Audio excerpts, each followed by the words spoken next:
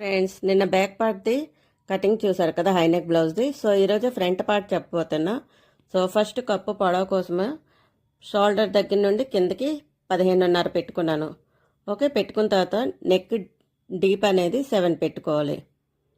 7 పెట్టుకొని అక్కడ మార్క్ చేసుకొని బ్యాక్ పార్ట్లో 3 పెట్టుకున్నాం కదా నెక్ అనేది, అది 3ని ఇక్కడ కూడా పెట్టేసుకోవాలి. ఈ విధంగా పెట్టుకున్న దాన్ని ఈ విధంగా మార్క్ చేసేసుకోవాలి. కింద కూడా 3 పెట్టేసుకోవాలి.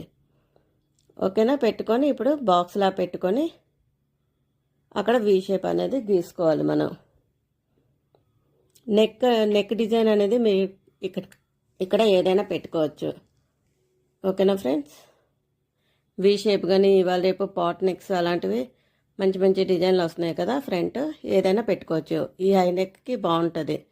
ఓకేనా ఫ్రెండ్స్, సో ఇప్పుడు ఈ విధంగా వీ షేప్లా గీసుకుని స్కేల్ సహాయంతో పూర్తిగా వీ షేప్ వచ్చేటట్లు కాకుండా కొంచెం రౌండ్ వచ్చేటట్లు కరువు స్కేల్తో ఈ విధంగా మనం గీసేసుకోవాలి. ఈ విధంగా గీసుకున్నాక ఇప్పుడు దాని తాలూకు కటింగ్ అనేది చేసేసుకోవాలి. ఈ విధంగా చిన్న రౌండ్ షేప్ వచ్చేటట్లు గీసుకుంటే కుట్టి వేసుకునేటప్పుడు చూడడానికి చాలా బాగుంటుంది. ఓకేనా, తర్వాత ఇప్పుడు దాన్ని కట్ చేసేసుకోవాలి. ఇప్పుడు దీని కటింగ్ అయిపోయాక మనకి ఫ్రంట్ డాట్స్ కోసము, కప్పు కోసము ఈ పెద్ద సైజు బ్లౌజులకి కాస్త ఎక్కువ పెట్టుకోవాలి. మామూలుగా అయితే 2.5, 3 అలా తీసుకుంటాం కదా. సో వీళ్ళకి కప్పు మనకి చెస్ట్ ఎక్కువ ఉన్నప్పుడు వీళ్ళకి ఎక్కువ తీసుకోవాలి కాస్త. సో స్టార్టింగ్ పాయింట్ నుండి 3.5 పెట్టుకుంటున్నాను. ఇప్పుడు 3.5 పెట్టుకొని అక్కడ నుండి 1.5 పెట్టేసుకోవాలి.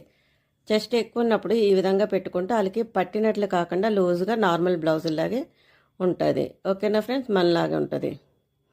తర్వాత కప్పు పొడవు అనేది 3 పెట్టేసుకోవాలి. 3 పెట్టుకొని ఆ 3 డాట్స్ని ఈ విధంగా కలిపేసుకోవాలి, వీడియోలో చూపిస్తున్నట్లు. ఇప్పుడు ఆ 3 డాట్స్ని కలిపేశాక చంక దగ్గర నుండి మనం 4 పెట్టేసుకోవాలి.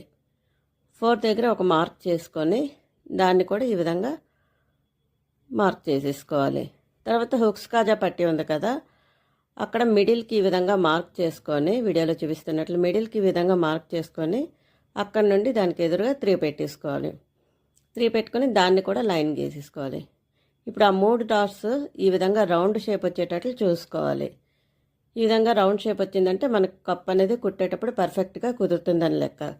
ఓకేనా ఫ్రెండ్స్, ఇప్పుడు ఈ కప్పు ఇక్కడ ఎక్కువ తీసుకున్నాం కదా, సో ఈ కుట్టినప్పుడు మనకు తగ్గుతుంది కదా. సో అక్కడ దానికి ఒక 1 ఇంచ్ 2 ఇంచెస్ అలాగా ఎక్స్ట్రా తీసుకుంటే మనకు తర్వాత సరిపోతుంది. నచ్చితే తప్పకుండా